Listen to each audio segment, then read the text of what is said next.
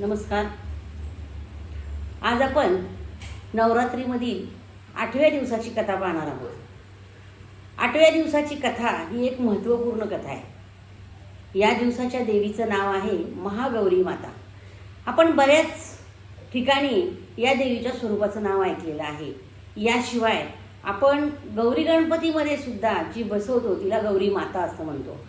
नवरात्रामध्ये सुद्धा हे महागौरी मातेचं एक रूप आपल्याला पाहायला मिळतं. तर ही 8व्या दिवसाची देवी म्हणजे महागौरी माता. आता महागौरी माता असं तिला नाव का पडलं तर या संदर्भात एक 2-3 कथा सांगितल्या जातात. पहिली कथा म्हणजे असं म्हणतात की शंकरपती मिळावेत म्हणून पार्वतीनं कठोर तपश्चर्या केली. आता हे आपण बऱ्याच ठिकाणी ऐकलेलं आहे. कुठल्याच कथेमध्ये असं नाहीये की पार्वतीला सहजासहजी शंकर वर मिळालेत. जे वेगवेगळे जन्म पार्वतीचे झालेले आहेत त्या वेगवेगळ्या जन्मांमध्ये कठोर तपश्चर्या केल्याशिवाय पार्वतीला शंकरपती मिळालेले नाहीयेत. दुसऱ्या कुठल्याही देवीच्या कथेमध्ये अशा प्रकारच्या तपश्चर्यांचं वर्णन नाहीये. पण शंकर आणि पार्वती यांच्यामधल्या कथांमध्ये मात्र आपल्याला कठोर तपश्चर्या पाहायला मिळतात. तसे हे शंकरपती मिळाले म्हणून पार्वती कठोर तपश्चर्या करण्यासाठी गेली होती आणि वनामध्ये जाऊन ती कठोर तपश्चर्या करत होती.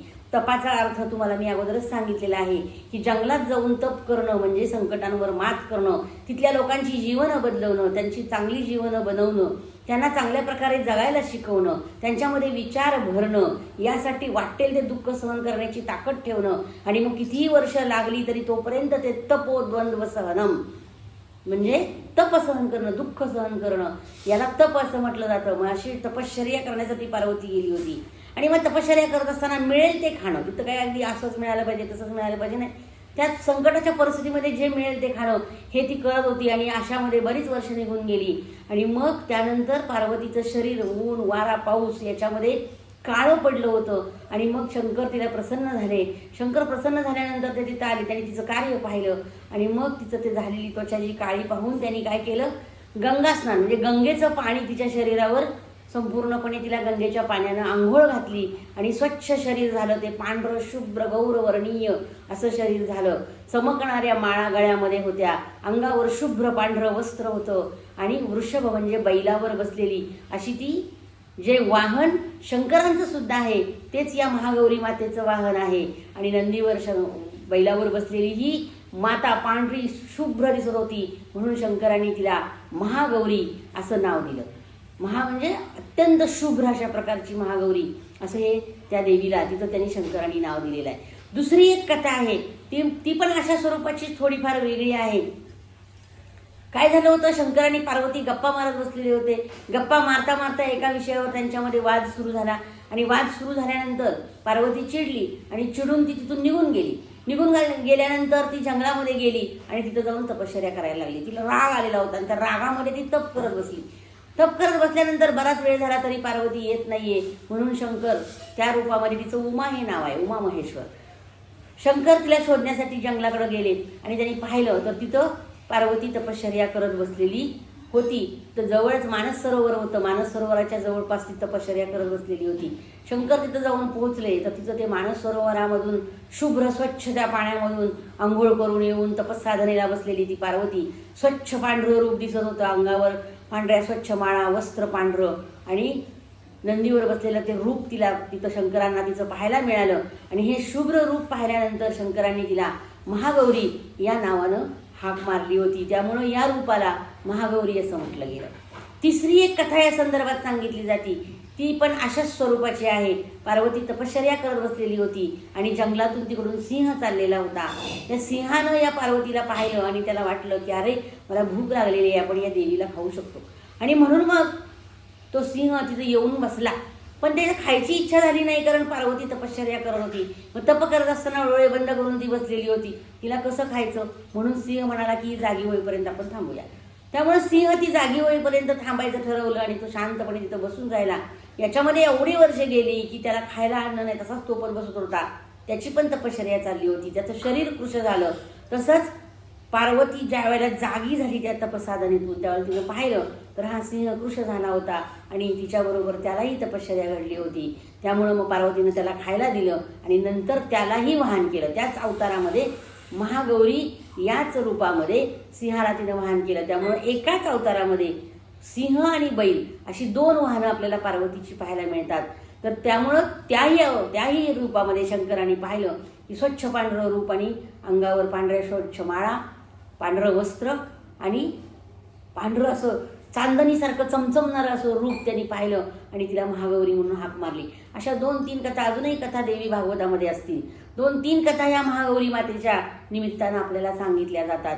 आणि याच महागौरीच्या रूपामध्ये आपण पाहिलं की कालरात्रीच्या रूपामध्ये पण शुंभ निशुंभ राक्षसाला कालरात्रीनं मारलेलं आहे. पण या रूपामध्ये महागौरीच्या रूपामध्ये सुद्धा शुंभ निशुंभ मारलेलाच कालखंड आहे. त्यामुळे या रूपामध्ये पण सांगितलं जातं की शुंभ निशुंभाला अत्यंत शांतपणे पार्वतीनं त्या दोघांचाही नाश केला आणि देवलोकावर पृथ्वीलोकावर आनंद निर्माण झाला. सगळीकडे आनंदाचं साम्राज्य निर्माण झालं. शांत, प्रसन्न, तेजस्वी असं हे रूप आपल्याला या दिवशीचं पाहायला मिळतं. आणि असं हे देवीचं रूप आपल्याला खूप आवडतं. महागौरीचं शांत, प्रसन्न, तेजस्वी रूप पाहायला मिळतं. जशी हे देवीचं रूप आहे शांत, प्रसन्न, तसंच आपण 9 दिवसांमध्ये बघत आलो की वेगवेगळी रूपं आपल्याला देवीची या 9 दिवसांमध्ये पाहायला मिळालेली आहेत. आणि हे जे 8व्या दिवसाचं रूप आहे, जसं आपण कालचं 7व्या दिवसाचं रूप कालरात्रीचं पाहिलं, तसं त्याच्या विरुद्ध एकदम 9व्या दिवसाचं हे रूप आहे. ते म्हणजे शांत, प्रसन्न, एकदम तेजस्वी, चमचमणारं, गौरवर्णीय असं हे पार्वतीचं रूप आपल्याला या 8व्या दिवसामध्ये पाहायला मिळतं. आणि या दिवशी या रूपाची पूजा केल्यानंतर शांतता, प्रसन्नता, तेजस्विता, दया, प्रेम याची अनुभूती आपल्याला येते, याचा अनुभव आपल्याला येतो. आणि त्या गोष्टी आपल्याला देवीकडे मागता येतात. ह्या मागण्यासाठीचा हा देवीचा अवताराचा दिवस आहे. महागौरी अवताराचा हा दिवस आहे. त्यामुळं महागौरीसारखं सुद्धा स्वरूप आपल्याला संसारात कधी कधी धारण करावं लागतं. समाजाच्या गतीनुसार, कुटुंबाच्या गतीनुसार शांत, प्रेमळ राहून समस्या, प्रश्न, अडचणी सोडवता येतात. हे सांगण्यासाठी हे रूप महागौरीचं आपल्याला पाहायला मिळतं. कारण आपण विविध रूपं पाहतोय, नारी शक्तीची, स्त्री शक्तीची विविध रूपं पाहतोय. आणि विविध रूपांमध्ये हे पाहतोय की कशी आज आपण बघतोय की स्त्री, आपण म्हणतो की पुरुषाच्या बरोबरीने चालली, पाक चंद्रावर पोहोचली. सगळीकडं प्रत्येक क्षेत्रामध्ये ती आज काम करताना दिसते. एक क्षेत्र तिनं पादाक्रांत केलं. म्हणून काही प्रत्येक स्त्री झाशीची राणी होऊ शकत नाही, प्रत्येक स्त्री इंदिरा गांधी होऊ शकत नाही, प्रत्येक स्त्री स्पोर्टमन होऊ शकत नाही. कलागुण भरपूर आहेत, 64 कला आहेत. पण प्रत्येक कलेमध्ये ती प्रावीण्य मिळवेलच असं नाही आहे. पण तिच्याकडं जे काहीतरी कला प्रत्येकीजवळ असते आणि ती कला तिनं डेव्हलप करणं गरजेचं आहे. त्या कलेमध्ये तिनं आपलं अस्तित्व निर्माण करणं गरजेचं आहे. तिला जे भगवंतानं प्लस दिलंय, या पृथ्वी तलावर प्रत्येक माणूस असा आहे की त्याला काही ना काहीतरी देवानं प्लस दिलेलं आहे. आणि ते प्लस आपल्याला ओळखता आलं पाहिजे. मी तुम्हाला काल जसं सांगितलं की अहम ब्रह्मास्मी, माझ्यामध्ये देव आहे हे ओळखता आला पाहिजे. या संदर्भातली एक कथा मी तुम्हाला थोडक्यात सांगणार आहे. की काय होतं की एक पती पत्नी होते आणि घरामध्ये त्यांच्या खूप तंटे व्हायचे, मधून अजून वादावाद व्हायचे. आणि मग याच्यामध्ये त्यांनी एक दिवस गावामध्ये कीर्तन आलं होतं, कीर्तनाला जायचं ठरवलं. दोघंही कीर्तनाला गेले होते. पण अचानक काहीतरी काम निघालं म्हणून पत्नी परत आली. पती तिथंच कीर्तन ऐकत बसले. कीर्तन ऐकत बसल्यानंतर त्या कीर्तनातल्या महाराजांनी सांगितलं की अरे, आपण ओळखायला शिकलं पाहिजे. जो माणूस, जी व्यक्ती, मग ती कोणीही असो, तिला माणूसच असला पाहिजे असं नाही, सबळ असेल त्याला प्रमुख माना आणि त्याला देव माना, त्याच्यात देव बघा आणि त्याच्यातल्या देवत्वाला जाणून घ्या, हे त्यांनी सांगितलं. आणि हे सांगितल्यानंतर तेवढंच लक्षात ठेवून हे महाशय घरी आले. घरी आल्यानंतर त्यांनी पाहिलं की घरामध्ये पत्नीनं छानपैकी स्वयंपाक करून ठेवलेला होता. आणि स्वयंपाक करून ठेवलेल्या ह्याच्यामध्ये घरातलं त्यांचं मांजर हळूच आलं. त्यानं दुधाच्या पातेल्यावरचं झाकण हळूच बाजूला काढलं आणि घटघट करून ते चांगलं दूध प्यायलं. त्याच्यानंतर खीर करून ठेवली होती, ती खीर प्यायली.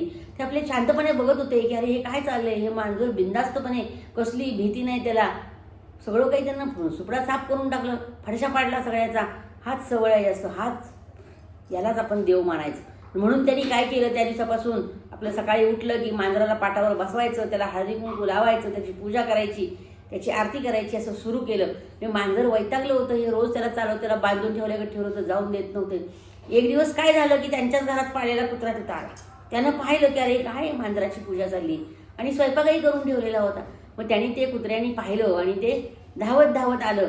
आणि त्याला आता म्हटलं आज आनंदी आपल्याला भरपूर खायला मिळणार. आणि त्यानं बनवलेला सगळा स्वयंपाक फस्त करून टाकला.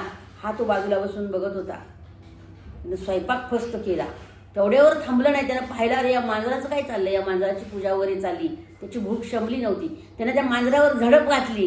त्याला काय माहिती त्याची पूजा चालली. मांजरावर झडप घातली आणि त्या मांजराला खाऊन टाकलं, फस्त करून टाकलं. त्याच्या डोक्यात प्रकाश पडला, अरे यानं अन्न तर खाल्लंच पण या मांजरालाही संपवून टाकलं. म्हणजे मार्जरो देवो भव नाही, आता श्वान देवो भव, ह्याच्यात याच्यापेक्षा जास्त ताकद आहे म्हणल्यावर हाच. आणि म्हणून मग त्याला त्या दिवसापासून श्वान म्हणजे कुत्र्याची पूजा करायला सुरुवात केली.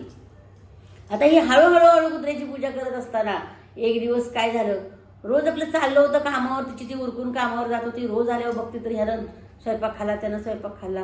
त्या दिवशी ती येऊन बघते तर ते कुत्र्यानं पुन्हा स्वयंपाक सगळा आपला नैवेद्य दाखवला म्हणून आणलेला पण जाऊन पण सगळं खाऊन फस्त केलेलं होतं. राग आला पत्नीला आणि तिनं काय केलं, हातामध्ये लाकूड होतं, ते लाकूड त्या कुत्र्याच्या पाठीत दणक्यात घातलं आणि त्याला थोपटून ते कुत्रं पळवून लावलं. त्याला वाटलं अरे खरंच तिच्यापेक्षा बायको सबळ आहे आणि म्हणून आजपासून बायकोची पूजा करायची. मग त्यानं बायकोला पाठावर बसून पूजा करायला सुरुवात केली आहे. मग तिला खायला दिला, नैवेद्य तिला, हे तिला हालून देईना पाठावरून, तिची पूजा करायला सुरुवात केली. त्यानं सांगितलं अरे सबळ जो असेल त्याची पूजा करायला मला कीर्तन करा महाशयाने सांगितलेलं आहे आणि म्हणून मी तुझी पूजा करतो. ती वैतागली, अरे रोज हे काय चाललंय, एखाद्या दिवशी वगैरे ठीक आहे, ते रोजच असं चाललंय. मग तिला राग आला, पण तिला राग आला तर ती राग व्यक्त करू शकत नव्हती. काय करणार, चाललं तर चांगलं होतं कारण आनंदात सगळं मिळत होतं रोजच्या रोज व्यवस्थित वगैरे. पण एक दिवस असं झालं की त्याला ते सहन झालं नाही आणि त्यानं काय केलं, राग आला म्हणून त्याला खायला अन्न राहत नव्हतं, अन्न संपत होतं सगळं. मग त्यानं पटकन एक लाकूड उचललं आणि बायकोच्या पाठीत घातलं आणि त्याला एकदम फटकन चॉक बसला. अरे हिच्यापेक्षा मी सबळ आणि म्हणून अहम ब्रह्मास्मी, मीच देव आहे, मी सबळ आहे, माझ्यात देव आहे, तर मी असं का वागतो. माझ्यातल्या देवाची जाणीव मला जर झाली तर मी निश्चित चांगला वागेल. मी देव असेल तर माझ्या सभोवताली असणाऱ्या प्रत्येक माणसात देव आहे, मग मी वाईट वागणार नाही, वाईट गोष्टींचा विचार करणार नाही.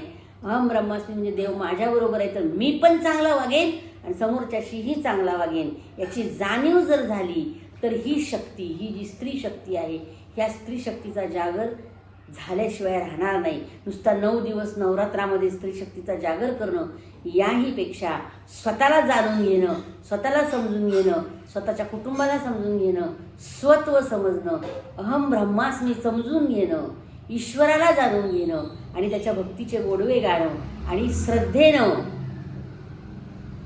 आपण गणपती उत्सवामध्ये पाहिलं होतं की पूर्ण दंत श्रद्धेचा अर्धा बुद्धीचा तुझ्याकडे. श्रद्धेनं, पूर्ण श्रद्धेनं देवीची भक्ती केली पाहिजे तर ती शक्ती आपल्याला मिळू शकते. ही जी 3.5 शक्तिपीठं आहेत, असंख्य बाकीची ही शक्तिपीठं आहेत, यांच्यापासून आपल्याला शक्ती मिळू शकते.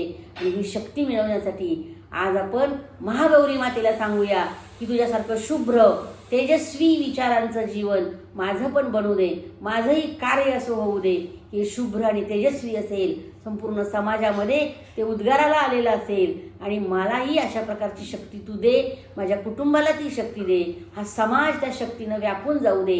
हीच प्रार्थना आपण या निमित्तानं करूया आणि या देवीला सांगूया, या देवी सर्वरूपेषु शांतिरूपेण संस्थिता, नमस्तस्यै नमस्तस्यै नमस्तस्यै नमो.